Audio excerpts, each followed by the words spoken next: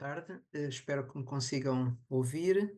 Uh, Quero começar por agradecer o convite que me é feito para poder estar aqui convosco nesta tarde, embora deste modo virtual, e também naquilo que me foi possível participar também nos importantes contributos que já ouvimos esta manhã. Por isso estou grato à Faculdade de Teologia pela promoção de mais esta jornada de teologia prática e, em particular, ao professor Luís Figueiredo Rodrigues, que endereçou este convite. Naturalmente estou grato aos organizadores, destaco aqui apenas o seu nome, porque foi ele, de facto, que veiculou este convite que muito me honra e espero também poder, de alguma forma, contribuir para a discussão deste tema tão importante como é a liberdade religiosa, especialmente neste ano em que nós celebramos os 50 anos do início do nosso regime de plena democracia em Portugal. É para mim também uma honra poder estar neste painel em particular. Desde logo saúdo e agradeço muito a condução dos trabalhos do professor Alfredo Teixeira, que eu respeito muito pelo seu percurso académico, mas também, se me permite, pela sua amizade, que é muito importante para mim.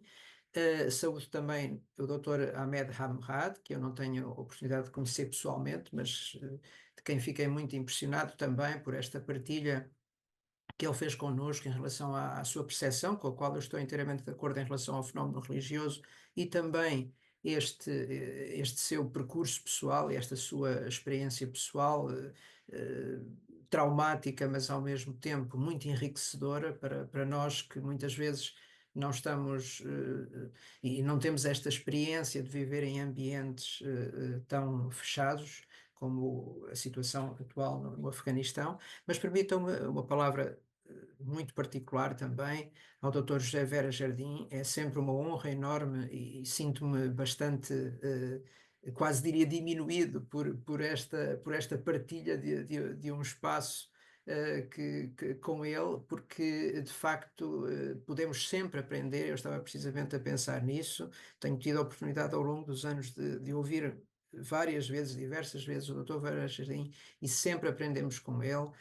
não só em relação à sua vasta experiência nestas matérias e, no fundo, na sua presença na causa pública em Portugal, como também pelo seu conhecimento profundo, especialmente nesta matéria jurídica, razão pela qual também, embora o tema da liberdade religiosa quase que intuitivamente nos conduz e nos convoca para a consideração de matérias jurídicas, mas naturalmente na presença de tão eminente conhecimento e conhecedor destas matérias, e não sendo eu nem de longe nem de perto um especialista neste tema, obviamente que não abordarei, portanto, a minha intervenção não se focará fundamentalmente na parte jurídica. No entanto, e como o professor Alfredo Teixeira deixou claro, sinto-me aqui também, de certa forma, num duplo papel, o que nem sempre é muito agradável, e eu espero não prejudicar a objetividade de nenhum desses papéis, em primeiro lugar, enquanto também, e afirmo aqui sem nenhum pejo, enquanto membro de uma comunidade protestante e, naturalmente, especialmente nestes últimos 2 anos, com a responsabilidade de presidente da direção da Aliança Evangélica Portuguesa, portanto, e nesse sentido não posso deixar de trazer também aqui esse contributo que me parece importante, mas, e se houver possibilidade disso, gostaria também de trazer aqui o contributo da minha investigação, como o professor Alfredo já mencionou, na área da história do protestantismo em Portugal, pelo que vou tentar aqui abordar as duas áreas, e por isso eu também chamei a esta minha intervenção, que eu vou ler. Eu sei que é sempre um pouco mais desagradável para quem escuta, mas para me poder conter no tempo que temos à nossa disposição, eu então vou passar a ler esta breve comunicação, que eu intitulei Contributos e Desafios do Protestantismo em Portugal. Portanto, olhando, e parece-me também importante em termos digamos, lá está, desse conhecimento que muitas vezes não é tão comum. Não há muitos investigadores dedicarem-se a este tema. Naturalmente que não posso deixar de referir o contributo e a presença aqui, que também já abordou de alguma forma, este tema da professora Rita Mendonça Leite e também, naturalmente, devo aqui fazer esse agradecimento, porque já foi mencionado, pelo espaço de liberdade também que tem sido e o espaço de incentivo que tem sido o Centro de Estudos de História Religiosa da Universidade Católica Portuguesa para o estudo da história do protestantismo em Portugal. E por isso eu também estou muito grato por esta colaboração de praticamente ou quase 20 anos, nestas últimas 2 décadas, tenho tido essa possibilidade e esse privilégio também de poder precisamente ser usufrutuário desse espaço também de partilha e de trabalho académico em torno deste tema. Discutir a liberdade religiosa implica inevitavelmente abordar a pluralidade religiosa. Há sem dúvida, e já ficámos expostos a isso, uma teoria amplamente consolidada sobre a liberdade religiosa, sobretudo sob a ótica do direito e da jurisprudência, mas também com importantes contribuições da sociologia, da antropologia, de outras ciências sociais e, naturalmente, da teologia. Porém, sendo o direito uma construção social que espelha as relações e dinâmicas da sociedade em que se insere, a concretização da liberdade religiosa só adquire pleno significado num contexto de genuína diversidade, a qual, embora possa gerar tensões sociais, representa uma inestimável fonte de riqueza cultural. Portugal é, de certa maneira, fruto de um processo de recomposição da pertença religiosa das gentes que foram habitando o seu território. Ao longo dos séculos e milénios, aqui medraram expressões pagãs ancestrais, que se mesclaram com tradições celtas, fenícias, gregas, romanas, entre outras, mais tarde com a introdução do cristianismo e também do judaísmo, praticamente contemporâneos, até à chegada dos povos bárbaros, em concreto os suevos e os visigodos, com o seu cristianismo ariano e monofisita. A presença dos povos mouros na Península Ibérica a partir de 711 não apagou essa diversidade religiosa, mas a chamada reconquista cristã acabaria por obrigar a uma recomposição religiosa que se faria mais por exclusão do que por inclusão, mais por segregação do que por aglutinação, segundo o princípio constantiniano cuius regio eius religio. Diversidade religiosa estava, assim, ainda muito longe de ser sinónimo de pluralidade religiosa e menos ainda de um pluralismo garantido nos moldes de um Estado liberal contemporâneo. A expansão marítima portuguesa, nos alvores da modernidade, confrontou Portugal com um duro paradoxo. Ao mesmo tempo que os descobridores portugueses lidavam com alguma bonomia com novas realidades religiosas nos territórios por onde iam passando, no território continental, a corte portuguesa acabaria por ceder aos reis católicos da poderosa Espanha recentemente unificada, fruto de estratégia política e diplomática, muito mais do que por convicção religiosa, terminando com um pacto social que tinha permitido durante séculos a convivência entre a maioria cristã e as minorias judaica e islâmica. Numa quase completa reprodução do Decreto de Alhambra, assinado pelos reis católicos em 1492, o rei Dom Manuel I viria também a assinar a ordem de expulsão de judeus e muçulmanos do país a 5 de dezembro de 1496. Os ventos da reforma protestante, que soprariam na Europa Central a partir do fim do primeiro quartel do século XVI,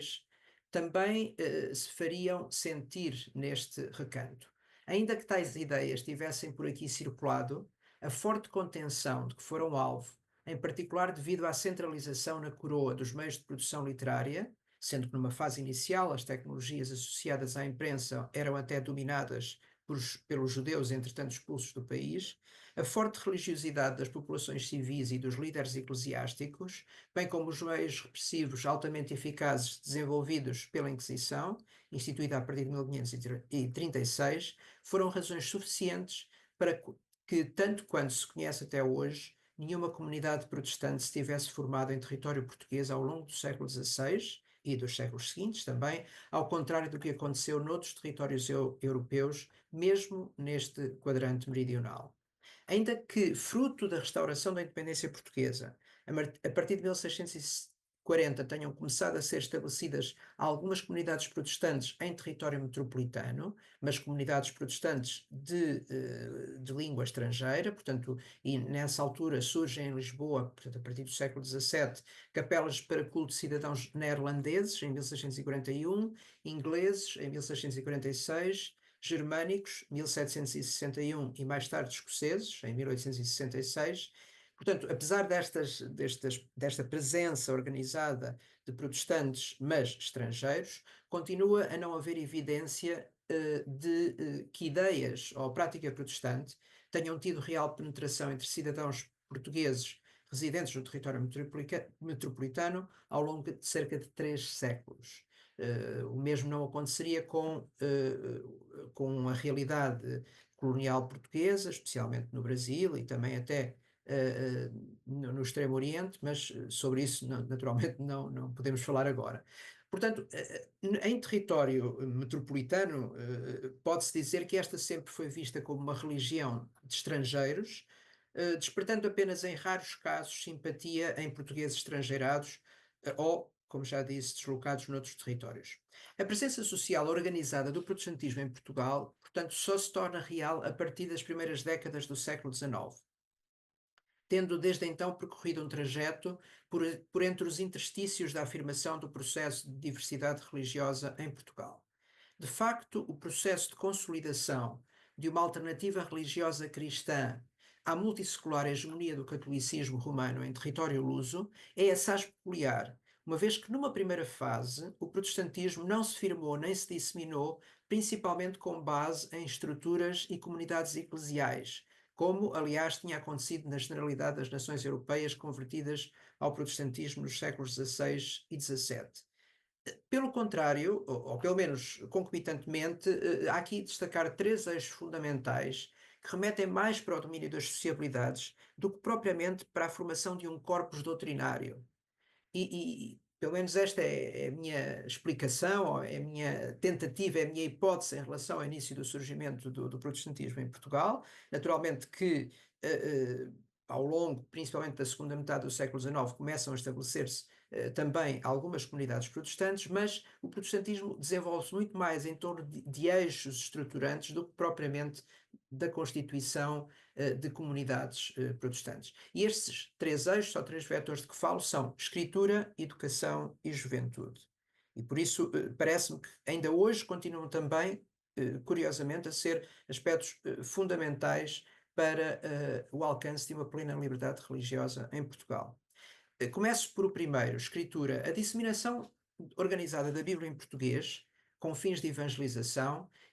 iniciou-se algumas décadas antes do surgimento das primeiras comunidades protestantes no país. Para tal tipo de proto-protestantismo português, muito contribuiu a ação do movimento britânico iniciado em 1904, em Londres, que ficou conhecido como Sociedade Bíblica. E eu não vou naturalmente estender-me sobre esta matéria, existe uma profundíssima, extensíssima obra da Rita Mendonça Leite sobre este tema, pelo que está disponível para a vossa consulta. Vou só aqui referi-lo como,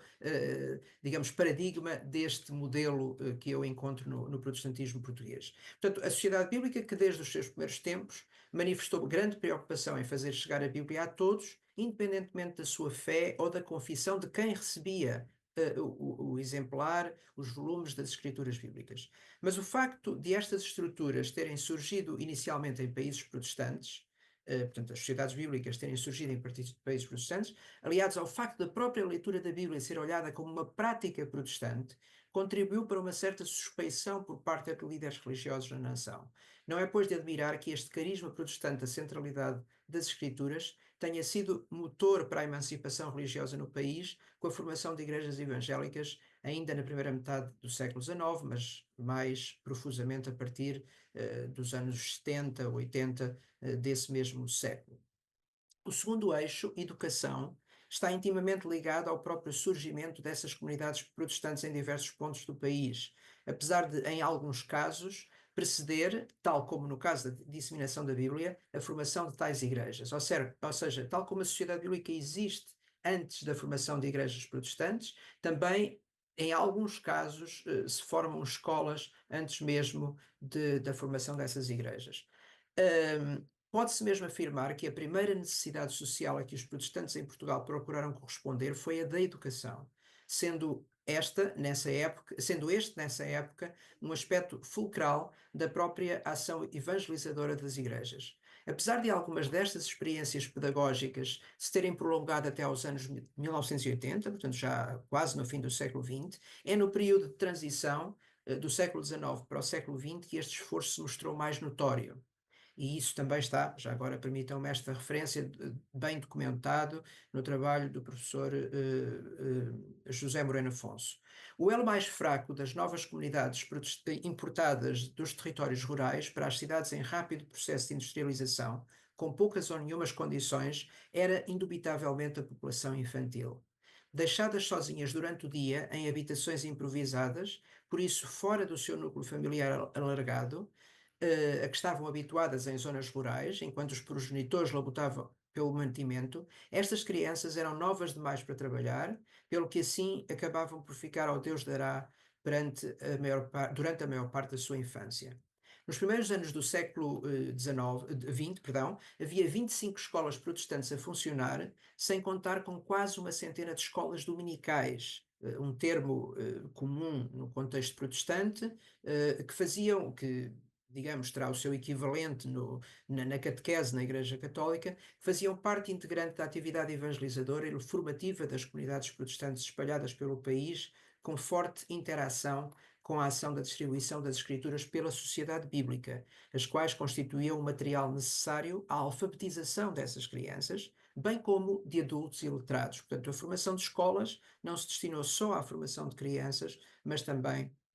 de adultos que não estavam alfabetizados. Esta vertente educativa era sempre acompanhada de uma preocupação muito clara com outras necessidades básicas dos alunos, nomeadamente a alimentação e o vestuário. Apesar das comunidades protestantes encararem a educação e a assistência social como elemento inalienável do seu mandato missionário, não se pode dizer que o realizassem com um sentido eminentemente proselitista, tanto mais que muitos, talvez mesmo a maioria, dos que usufruíram da ação destas escolas nunca chegaram a integrar as igrejas que as mantinham, nem foram coagidos a fazê-lo.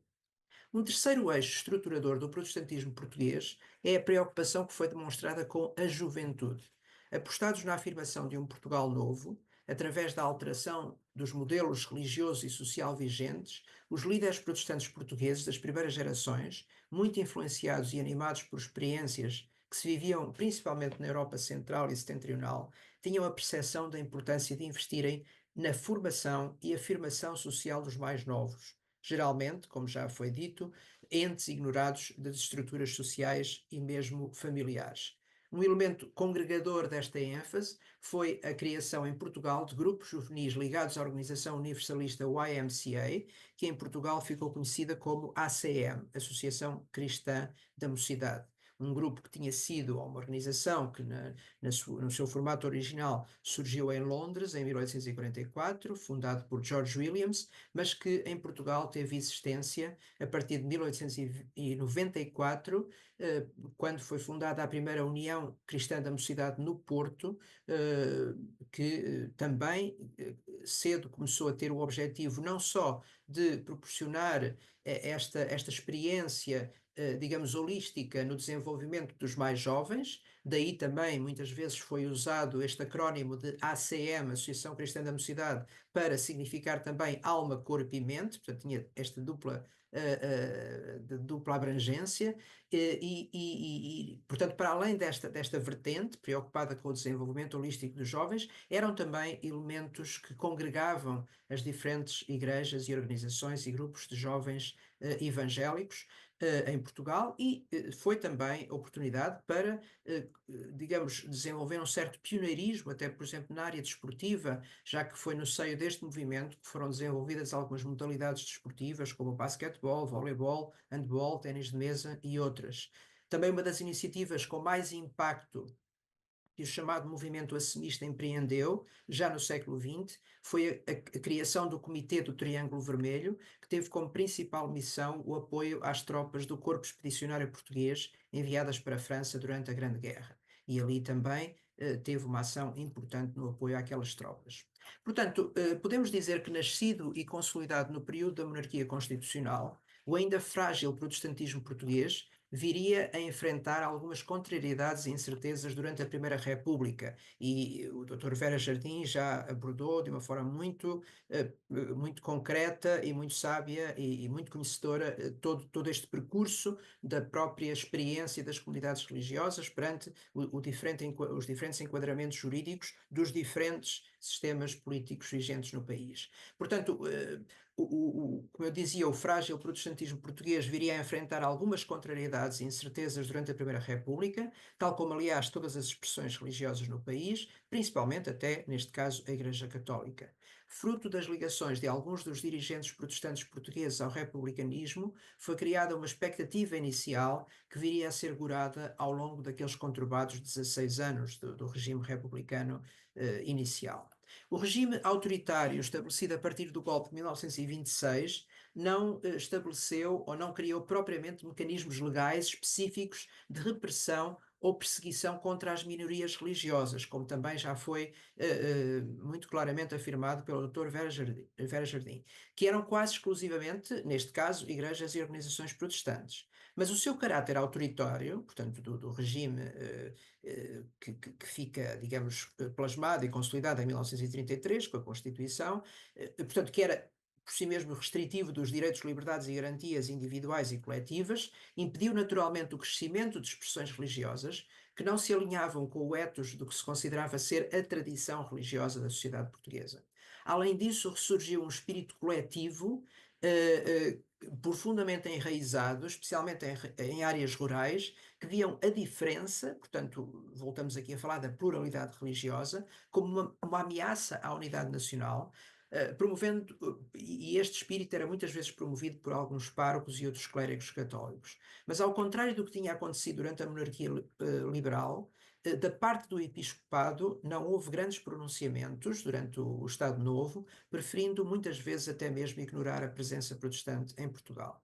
Este sentimento geral refletiu-se consistentemente no discurso político, uma vez que o regime estava alinhado também com o espírito nacionalista que permeava muitos outros países europeus na época. Juridicamente, a proteção estatal da Igreja Católica tornou-se ainda mais evidente a partir de 1940, com a assinatura da concordata entre a Santa Sé e o Estado português. Este acordo concedeu à Igreja Católica privilégios quase exclusivos, não só no Portugal metropolitano, mas também nos espaços ultramarinos, e particularmente no setor da educação. Esta situação dificultou significativamente os esforços das missões protestantes, que geralmente não tinham origem até nas organizações protestantes portuguesas, mas de outros países, mas que se tinham vindo a estabelecer na África portuguesa desde finais do século XIX. Apesar de estas organizações não estarem dependentes de uma forma mais direta do protestantismo em Portugal, por várias vezes a Aliança Evangélica Portuguesa, ao longo dos anos 40, 50, 60, manifestou a sua preocupação perante o governo português em relação à situação discriminatória que se vivia nas missões protestantes naqueles territórios. Dado que o protestantismo era a minoria religiosa mais consolidada e difundida no país, foi aqui também que se tornou mais evidente o peso dessa exclusão e da discriminação social daí resultante. No entanto, as comunidades protestantes também se acomodaram um pouco ao regime, olhando-o com certo grau de complacência. É importante compreender que durante o período desde a consolidação do Estado Novo até o final da Segunda Guerra Mundial, o país esteve relativamente fechado às influências externas e, consequentemente, o mesmo aconteceu com as suas comunidades religiosas, incluindo a pequena comunidade protestante. Este duplo isolamento de que a comunidade protestante sofreu, portanto, um isolamento por um lado interno, em relação à sociedade e às instituições nacionais, mas por outro lado externo, até mesmo na relação com as suas congêneres evangélicas internacionais, talvez explique o facto das igrejas evangélicas também terem estado um pouco aliadas das disputas teológicas e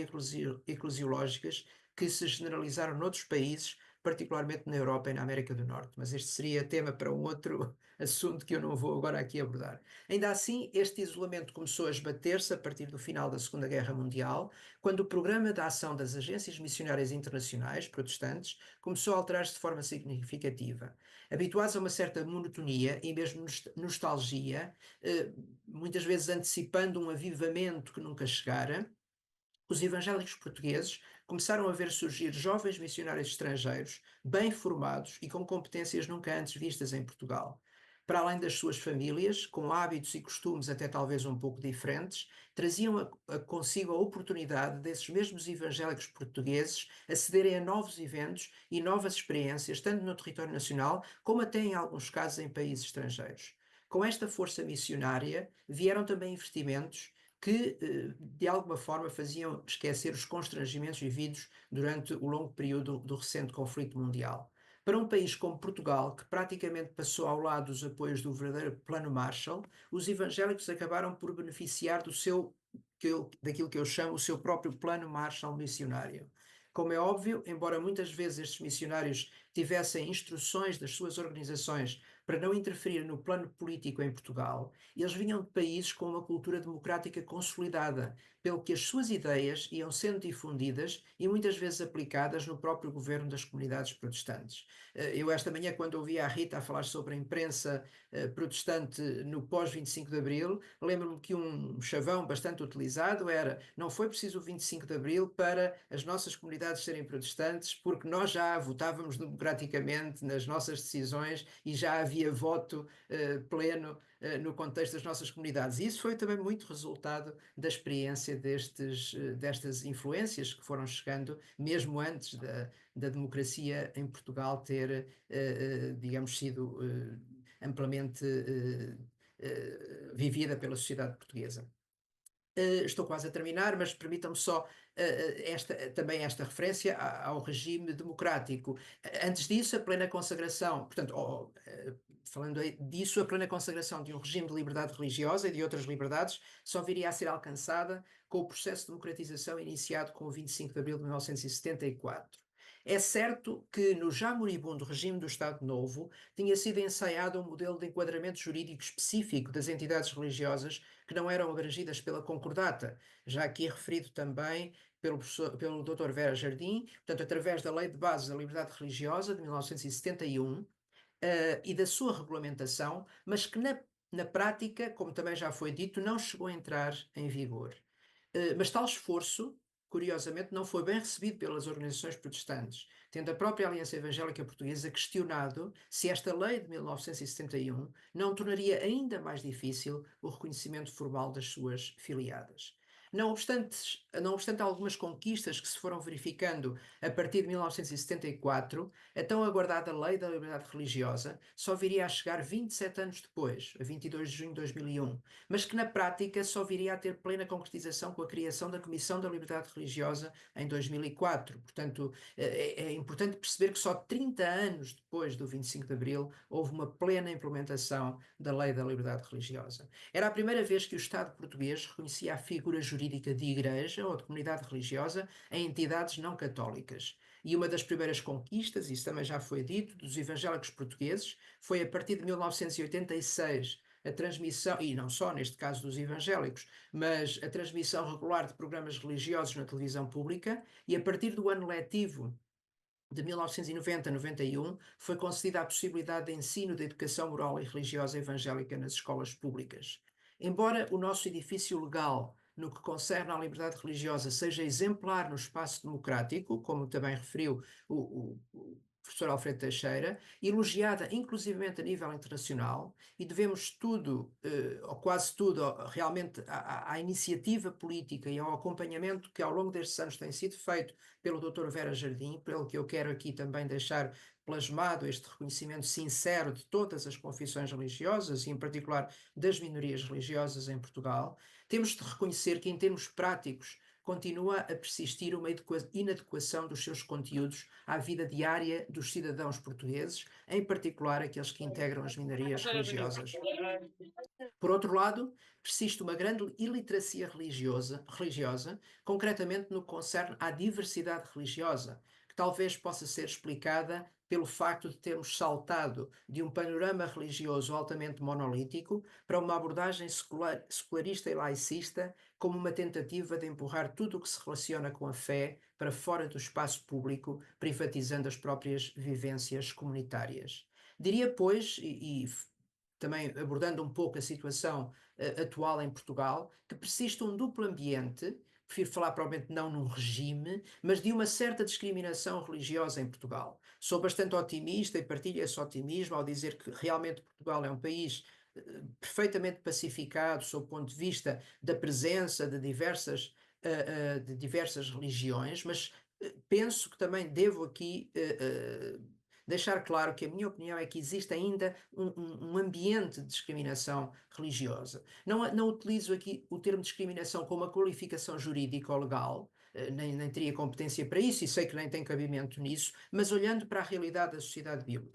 portuguesa. Um primeiro nível de discriminação tem, pois, a ver com a própria presença da religião no espaço público, de que a Igreja Católica, aliás, é a principal vítima. Tendo em conta a sua continuada presença na sociedade e cultura portuguesas. E digo isto porque pergunto qual o tempo dedicado à informação religiosa. Descontando certos epifenómenos, como por exemplo o ano passado, o caso da Jornada Mundial da Juventude em Lisboa, os abusos sexuais de menores, etc., nada é dito sobre a realidade eclesial e mesmo social do catolicismo no país.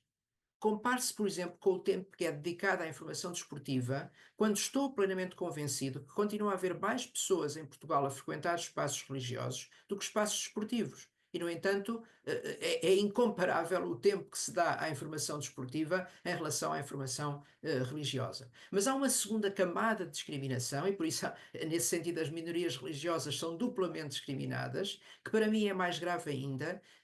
e que, por exemplo, tem expressão em alguns aspectos mais concretos, outros mais simbólicos. Refiro aqui a um aspecto simbólico, mas, por exemplo, a própria designação que o Estado português escolheu para um instrumento público e social, que é o registro, que aliás já aqui foi muito bem explicado pelo Dr. Vera Jardim, mas que o seu nome completo é Registro de Pessoas Coletivas Religiosas Não Católicas. Fazer persistir na sociedade portuguesa, ainda mais numa entidade oficial, a necessidade das comunidades religiosas se afirmarem e identificarem por aquilo que não são é uma clara discriminação, na minha opinião. Portanto, continua a persistir, de facto, e penso que nesse sentido as comunidades religiosas minoritárias são alvos de dupla discriminação, um ambiente que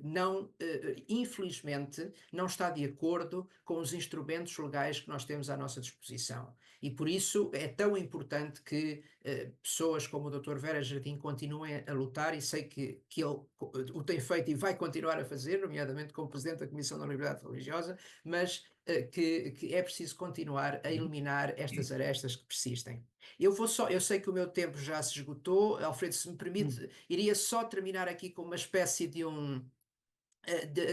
apenas de um caderno de encargos, quase diria, mas que me parece que é importante também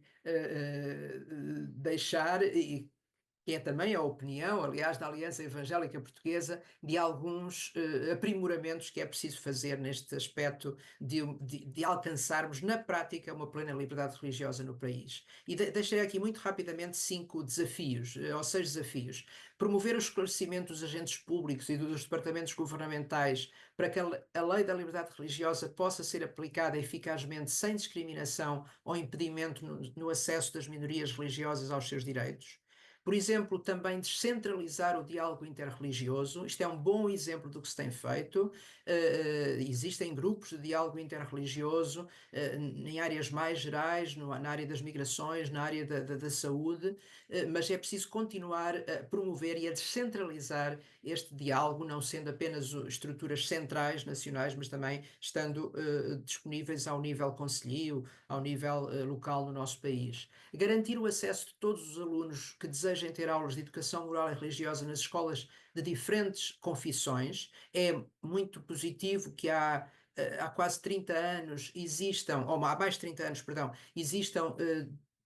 disciplina, portanto, existe a disciplina de educação moral e religiosa evangélica, mas continua a ser apenas